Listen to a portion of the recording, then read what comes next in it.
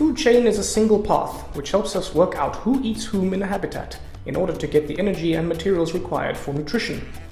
Ultimately, the sun is the initial source of energy for nearly all living things. The food chain begins with an organism that can utilize this energy directly to make its own food.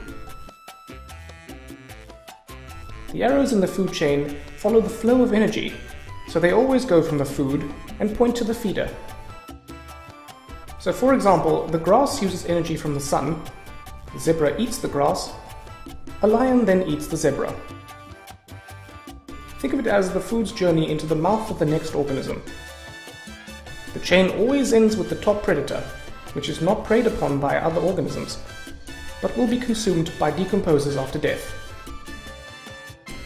Typically, food chains involve around 4 steps.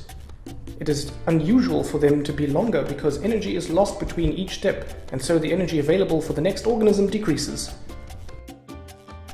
It is lost in a number of ways. It can be lost as heat during respiration, or it can be lost in waste materials such as feces. When you consider all the food chains in the habitat and join them all together to get a food web, a diagram of the interconnections between lots of organisms, populations are interdependent on each other, and you will notice that some organisms have more than one predator, whilst others don't. This means that when a food web is altered, it has different effects on different populations. If one species goes extinct, it can affect the entire system with unpredictable results.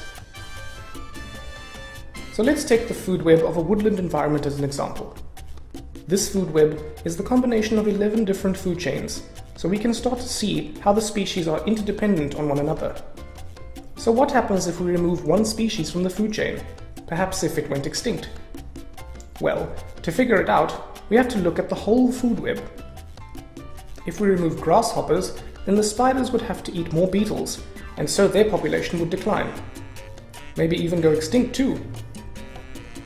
This then has a knock-on effect on all the species that feed on the beetles and so on. However, some population sizes will increase. If there are less individuals eating the green plants, then their population will increase, which provides more food for the snails.